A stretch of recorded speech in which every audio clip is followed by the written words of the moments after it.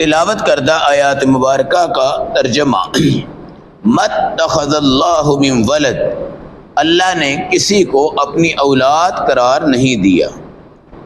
وَمَا كَانَ مَعَهُ مِنْ إِلَٰهٍ، نہ اس اللہ کے ساتھ کوئی اور خدا ہے۔ إِذًا لَّذَهَبَ كُلُّ إِلَٰهٍ بِمَا خَلَقَ، اگر خدا زیادہ ہوں تو سارے خدا اپنی اپنی مخلوق کو لے کے علیحدہ ہو جائیں گے۔ وَلَعَلَىٰ بَعْضُهُمْ عَلَىٰ بَعْضٍ، اور ایک خدا دوسرے خدا پہ چڑھائی کر ڈالے گا۔ سبحان اللہ، اللہ ان شرک والی ذاتوں سے پاک ہے۔ عما یصفون، جو یہ لوگ من گھڑت بناتے ہیں۔ عالم الغیب، ہمیشہ غیب کی باتوں کو جاننے والا، والشہادہ، اور موجودہ باتوں کو جاننے والا ہے۔ فتعالی عما یشرکون، شرک سے وہ بالا تر ہے۔ آیت نمبر 91 92، پارہ نمبر 18، سورۃ المؤمنون۔ ہمارا عقیدہ ہے کہ اللہ اولاد سے، بیوی سے، ماں باپ سے، بیٹا بیٹی سے، پوتے نواسی سے بالکل پاک ہستی ہے۔ اللہ ازل سے ہے، ابد تک رہے گا۔ اللہ کی ذات ایک اللہ کی ہے اور صفات بھی اسی ایک اللہ کی ہے، کوئی اس کا شریک نہیں ہے۔ قرآن نے ایک فرضی بات کی ہے کہ اگر خدا کے ساتھ دو خدا اور لے آؤ، ایک خدا اور لے آؤ، ایک اپنی مخلوق کو لے کے علیحدہ ہو جائے گا، ایک اپنے کے علیحدہ ہو جائے گا، ایک اپنی کو، اور ایک دوسرے پہ چڑھائی کرے گا۔ ایک کہے گا بارش لانی ہے، دوسرا کہے گا دھوپ لانی ہے، تیسرا کہے گا بدل لانے ہیں، چوتھا کہے گا خشک سالی قائم کرنی ہے۔ ایک کہے گا اس کو گوشت کھلانا ہے، دوسرا کہے گا اس کو دال کھلانی ہے، تیسرا کہے گا اس کو فلاں چیز کھلانی ہے، فلاں چیز کھلانی ہے، فلاں چیز۔ یہاں پر بھی لڑائی، وہاں پر بھی لڑائی، اوپر بھی لڑائی، نیچے بھی لڑائی۔ ہمیں تو ایک گھر کی لڑائی برداشت نہیں، ایک معاشرے کی لڑائی برداشت نہیں، ایک شہر میں لڑائی ہو جائے تو ہم اس کو قابو نہیں کر سکتے۔ نعوذ باللہ اگر خدا کے ساتھ اور خدا آ جائے۔ ایک فرقہ ہے، اس کو فرقہ اتخاذی کہتے ہیں، جنہوں نے خدا کے لیے اولاد کو ثابت کی ہے۔ ان میں ایک طبقہ یہودیوں کا ہے، جن کا عقیدہ ہے کہ عزیر علیہ السلام اللہ کے بیٹے ہیں، اور ایک طبقہ ان میں عیسائیوں کا ہے، جن کا عقیدہ ہے کہ عیسیٰ اللہ کے بیٹے ہیں۔ یہ جو کرسمس اور میری کرسمس جو آپ میسج کرتے ہیں اور مناتے ہیں، یہ سب غلط ہے۔ اس طرح حضرت عزیر کو اللہ کا بیٹا کہتے تھے۔ قرآن نے کہا کہ نہ عزیر اللہ کے بیٹے ہیں، نہ عیسیٰ اللہ کے بیٹے ہیں، نہ اللہ کے لیے اولاد ہے، نہ اللہ اولاد کا محتاج ہے، نہ اللہ کو کسی اولاد کو جوان کر کے یا پڑھا کے اپنا سہارا بنانا ہے، نہ اللہ کو کسی داماد کی اور کسی بہو کی ضرورت ہے۔ اللہ ان تمام چیزوں سے کیا ہے؟ پاک ہیں۔ اور اگر خدا زیادہ بناؤ گے، ایک چڑھائی کرے گا دوسرے پہ وہ کرے گا، تیسرے پہ وہ کرے گا، چوتھے پہ، اور یہ چڑھائیاں کرتے کرتے کرتے پوری دنیا کا بیڑا غرق ہو جائے گا۔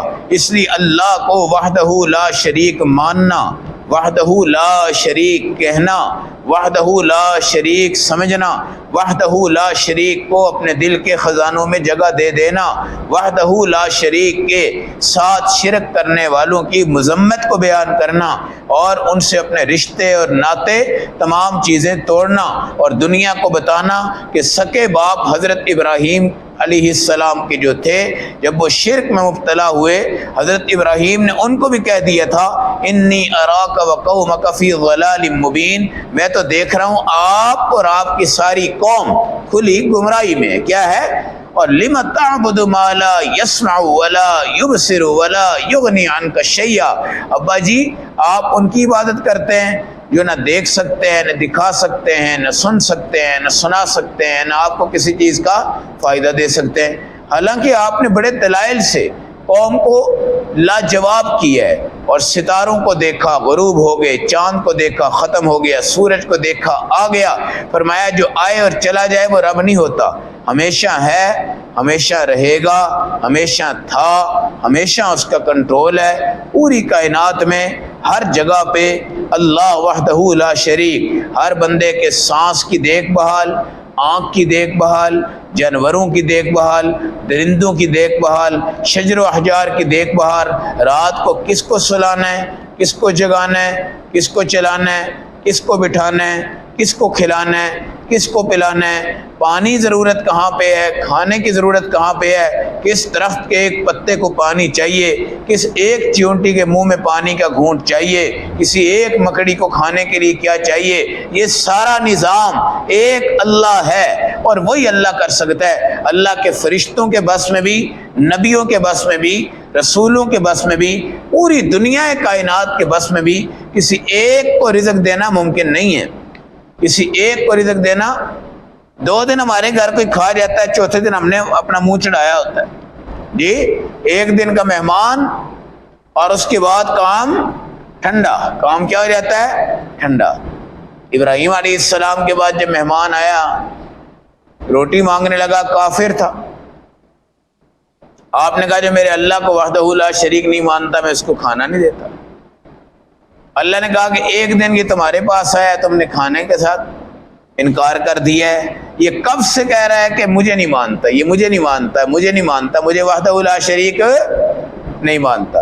اب یہ جو میلوں پہ، درباروں پہ، مزاروں پہ بابوں کو خدا بنا کے بیٹھے ہوتے ہیں، ان کو بھی اللہ دیگیں کھلا رہا ہے، حلیمیں کھا رہے ہیں، بکرے کھا رہے ہیں، اور وہ مٹھائیاں اور پتہ نہیں کیا کیا اندرس سے اور فلاں فلاں چیزیں، بڑی بڑی ڈشیں ان کو مل رہی ہیں، بڑی عیش میں، بڑے مزے میں، بھنگڑے ڈال رہے ہیں، قوالیاں بجا رہے ہیں، مراسیوں کو نچا رہے ہیں، چرسی بھنگی پیروں کو سامنے بٹھا رہے ہیں، کوئی ان کے جناب داڑھی چوم رہا ہے، کوئی ان کے پاؤں چوم رہا ہے، پاگل ہوئے پڑے ہیں۔ لیکن اللہ نے رزق ان کا بھی نہیں روکا، اللہ نے رزق ان کا بھی نہیں روکا۔ ہمارے اولیاء اللہ اکابرین، ایک انداز تربیت تھا ان کا کہ نماز نہیں پڑھو گے روٹی نہیں ملنی، نماز چھوڑ دو گے نا ہم نے تمہیں گھر میں نہیں رکھنا، وہ انداز تربیت ہے۔ یہ نہیں کہ روٹی ہم تمہیں کھلاتے ہیں، روٹی تو تمہیں اللہ نے کھلانی ہے بھائی، ٹھیک ہے ہم تمہیں نہیں دیں گے، کوئی اور دے دے گا، کسی نہ کسی جگہ تو کھاؤ گے۔ حقیقت یہ ہے کہ بھوکا بندہ جتنا مرضی بے چین ہو جائے، اللہ اس کو کھلا دیتا ہے، اللہ اس کو پلا دیتا ہے۔ بعض دفعہ کوئی فقیر آتا ہے نا کسی کے ہاں، بڑی شدت کی بھوک ہوتی ہے، اور کسی ہاں اچھا کھانا بناؤ اور ماشاءاللہ وہ اس کے آگے اچھے برتن میں رکھ دے تو کیا دعائیں نکلتی ہیں، کیا ادائیں ہوتی ہیں، کیا خوبصورت نظام زندگی ہوتا ہے، یہ میرے اور آپ کے تصور سے بالکل باہر ہے۔ تو بھائی ایک ایسی ذات جس نے کھانا نہیں صرف کھلانا ہے، پینا نہیں صرف پلانا ہے، پہننا نہیں صرف ہمیں پہنانا ہے، یہ ساری دنیا کا نظام اللہ وحدہ لا شریک صرف اس بات پہ کر رہا ہے کہ تم مجھے کہو کہ میں ایک ہوں بس، اور جب تم مجھے ایک مانو گے نا میں بھی ایک بن کر تمہیں دکھاؤں گا، اور میں تمہاری ہر چیز کی کفالت کروں گا، اور میں ساری دنیا کے سامنے اپنے فرشتوں سے کہوں گا او بھائی رب اس نے مجھے کہا ہے، میں اس کی کون سی ضرورت ہے جو مخلوقات کے دربار پہ اس کو بھیج دوں، مخلوق کے دروازے پہ اس کو بھیج دوں۔ وہ نمرود کے دربار میں ڈیپو لگتا تھا، کیا لگتا تھا؟ پرانے دور میں ڈیپو ہوتے تھے نا، چینی شینی لاتے تھے وہاں سے، کارڈ ہوتا تھا، ہمیں یاد تھوڑا بہت ہے کارڈ۔ تو نمرود کے دربار میں ابراہیم علیہ السلام آئے تو وہاں جتنے بندے اندر جا رہے تھے وہ سارے اس کو سجدہ کر کے جاتے تھے اور اس کو خدا مانتے تھے۔ حضرت ابراہیم علیہ السلام گئے تو آپ نے کوئی سجدہ کوئی خدا نہیں مانا، اس نے کہا جاؤ بھائی، پھر کوئی آٹا کوئی چینی کوئی چیز۔ اب ان کی والدہ تو مشرکہ تھی نا حضرت ابراہیم کی، اس نے کہا جاؤ بھائی نمرود کے پاس جاؤ، ان کو پتا تھا بھائی یہ خدا ہی ہے، سب کا خدا ہے، مانتی تھی وہ خدا۔ بعد میں حضرت ابراہیم کو جب اس نے کہا جاؤ بھائی مجھے خدا نہیں ماننا، تو کوئی آٹا چینی کوئی چیز جو بھی مانگا نہیں ملی۔ آپ کی تاریخ میں یہ بات آتی ہے کہ آپ نے اس توڑے میں ریت بھر لی، گھر ماں انتظار کر رہی ہے، توڑا چھوڑا اور یہ سمجھ کے یار اگر یہ کھولوں گا ریت نکلے گی تو بیچاری ماں کیا کہے گی، توڑا چھوڑ کے باہر چلے گئے. واپس آئے تو جناب ٹک ٹک کی آوازیں آ رہی تھی, روٹیاں بن رہی تھی. آپ نے کہا اماں یہ کہاں سے آیا, یہ کہاں سلسلہ؟ ہاں بیٹا آٹے میں بہترین آٹا نکل آیا. تو اس ٹائم کیا آنسو نکلے ہیں, کیا آپ نے اللہ کو سجدہ کیا ہے اور اللہ کو یہ بتایا ہے, اللہ کے سامنے عبادت کر کے ماں کو بتایا ہے کہ وحدہ لا شریک کے ماننے کا مزہ ہی کچھ اور ہے. جس اللہ نے ریت بنائی اس نے ریت کو آٹا بنا دیا, ریت کو آٹا بنا دیا. یہ جتنے ہم گرتے ہیں, جتنے ہم ٹوٹتے ہیں, جتنے ہم پھنستے ہیں, شکر ادا کرو کہ ان حالات میں ہم ہیں. ورنہ اگر ہمارے پاس کی 50 ارب روپیہ پڑا ہو, جیسے ہمارے کوئی چند سیاستدانوں کے پاس پڑا ہوا ہے, اور جناب ہمیں سجدے کی یا مسجد کی یا مدرسے کی یا قرآن کی یا ٹوپی کی یا ان چیزوں کی ضرورت ہے, ہم تو باغی ہو جائیں, ہم تو کبھی اللہ کی طرف رجوع ہی نہ کریں. یہ گرنا اٹھنا اللہ نے قرآن میں کہا یکبدو ویبسط. پہلے اللہ رزق تنگ کرتا ہے پھر کھول دیتا ہے, پھر تنگ کرتا ہے پھر کھول دیتا ہے. تو وحدہ لا شریک ہے ہی وہ وحدہ لا شریک. ہم نہیں کہیں گے تو ہم تباہ ہو جائیں گے, اللہ کو تو کچھ نہیں ہونا. عیسیٰ بھی اللہ کے بیٹے نہیں ہیں, عزیر بھی اللہ کے بیٹے نہیں ہیں. قرآن نے کہا کلمتہ القاہا الی مریم وروح منہ. یہ نشانی ہے جو اللہ نے مریم کے پیٹ میں ایک بچہ اس کو وجود دیا, اور حضرت جبرائیل امین نے گریبان سے یہاں سے پھونک ماری, سیدھا حمل قرار پڑ گیا. تو یہ سارے عقیدوں کی نفی ہے, سارے عقیدوں کی نفی ہے. اور قرآن کہتا عالم الغیب والشہادہ, غیب کی بات بھی اللہ جانتے ہیں, اور جناب ہم تمام حالات کو جانتے ہیں. کیا کرتے ہیں؟ ہم پہنچی ہوئی سرکار ہے, پیر صاحب پہنچی ہوئی سرکار ہے. تو پہنچی ہوئی سرکار کیا میاں اور بیوی کا رات کو جو ریلیشن ہوتا ہے, کیا وہ اس کو پردے ہٹا کے دیکھتے ہیں؟ اگر دیکھتے ہیں تو ان سے بڑا ذلیل کوئی نہیں. اگر دیکھتے نہیں ہیں تو وہ کس چیز کے پہنچے ہوئے ہیں بھائی, کس چیز کے؟ وہ ایک پیر صاحب تھے, ان کا مرید بڑا جیالہ. پیر صاحب بھی ماشاءاللہ کھانے اور پینے کے شوقین تھے. مرید نے بیوی سے کہا, بیوی بڑی توحید پرست تھی, وہ ان پیروں شیروں کے چکر میں جو کھانے اور پینے کے چکر میں ہوتے ہیں, ان کے چکر میں پڑتی تھی.